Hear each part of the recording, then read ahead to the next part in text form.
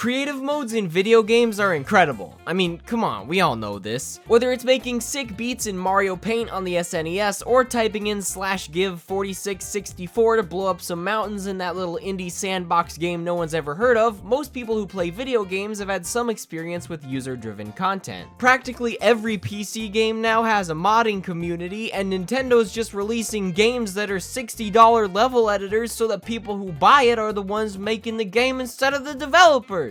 The ability to design levels to your heart's content and share your creations with the world is a beautiful thing. And while creative functions in games have existed for some time, the growing accessibility of the internet and online sharing in gaming has changed everything about a game's potential. No longer do many games end when you beat the story mode. User-driven content gives way to seemingly endless replayability, allowing players to experience things even the game's developers couldn't think of, and giving those with insane amounts of imagination and free time the tools they need to share their ideas. And there's a game that I feel lies at the center of all this that some people might not know about, or maybe just forgot about over time. I'm talking about LittleBigPlanet.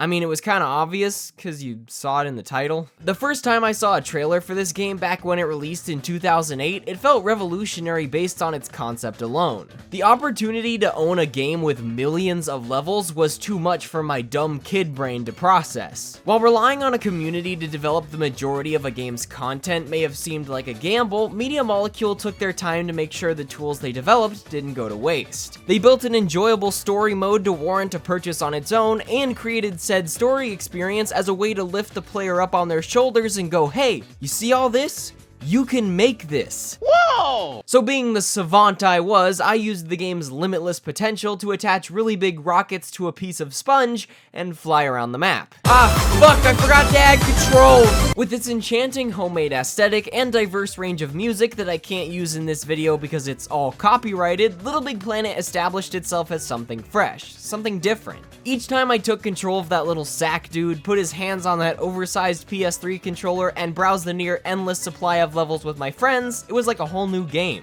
There were so many creative level designs, platformers and obstacle courses, roller coasters, atmospheric adventures, and shark survival levels. There were a lot of shark survival levels. I mean, like a lot. But they were the best shit ever. We also played a lot of bomb drop and tsunami survival levels, and with the sheer number of them, I'm wondering if every kid who played LittleBigPlanet just had an obsession with making levels that tried to kill you. Plus, it wasn't just the levels that you could change to your liking. With the adorably integrated pop-it menu, you could customize your character's outfit, from the patchwork to the hat to the shoes. You could decorate your pod until the PS3's frame rate started chugging, cover the level in stickers, or just say fuck it and cover yourself in stickers. In terms of level design capabilities, LittleBigPlanet took a very mechanical approach to its options. The basic tools were divided into categories like connectors and switches, and included things like bolts, levers, motors, and buttons. Even compared to the level editors and modding tools of today, this was a lot to work with, and people designed some incredible stuff. And I made a car with a mouth. Oh no, I seem to have forgotten the steering wheel! But this story doesn't just end with one game. After several years of updates and DLC, Media Molecule pulled everyone aside at recess and went, hey, remember that baby game for babies we made a couple years ago? Yeah, that game fucking sucks. Check this out.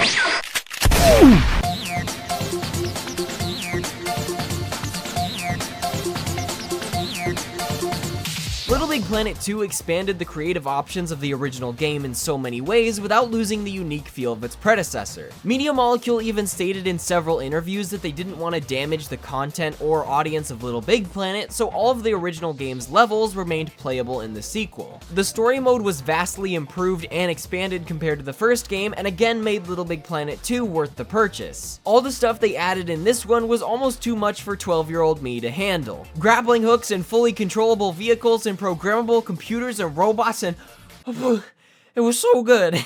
There is so much charm and personality spilling out of LittleBigPlanet 2's story mode, from the unique worlds to its charming NPCs and an original soundtrack with some absolute bangers.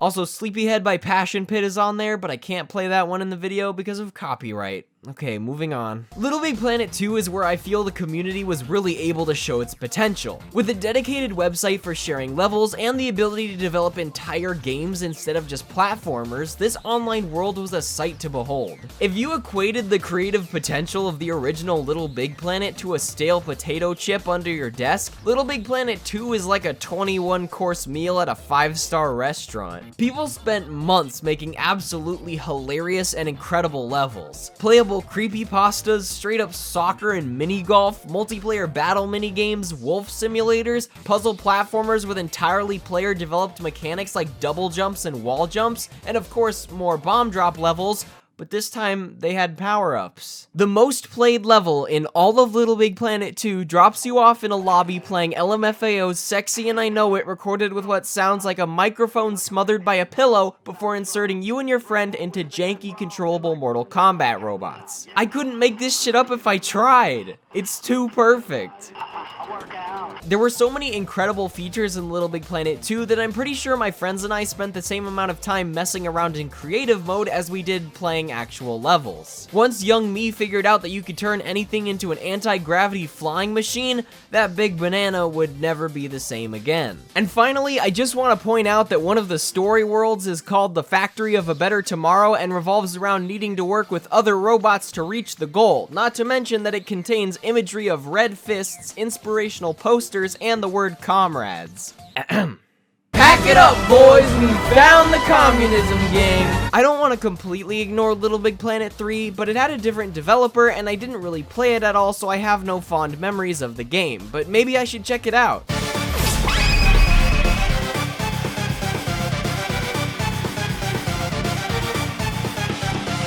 Is that a dog eating a body? Oh, Jeff the Killer, Island Jack, Slenderman, and more. Bendy and the Ink Machine. Oh no.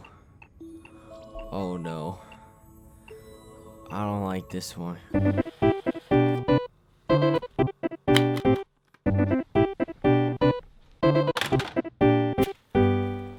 Alright, so LittleBigPlanet 1 and 2, what's my point? I use my channel as a place to talk about things that I care about, with each video serving as a timepiece of something I enjoyed in the moment or don't want to forget about. So with LittleBigPlanet being one of my favorite multiplayer games of all time, I think it fits right at home here. Sometimes revisiting nostalgic games from my childhood can make them feel dated or disappointing, but I had a ton of fun experiencing the story and community levels all over again.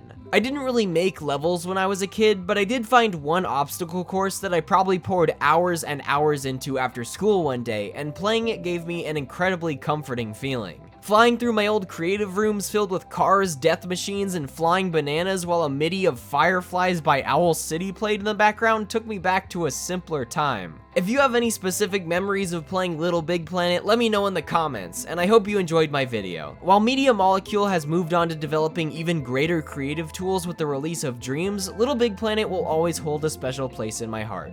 Thanks for all the good times, LittleBigPlanet. I'll be up in the Orb of Dreamers playing bomb drop shark tsunami levels till I die. And sometimes this dance creates something astonishing. Out pops a transcendental dreamverse, a remarkable place where the real meets the fantastic. And this vast expanse of imagination has a name. They call it LittleBigPlanet.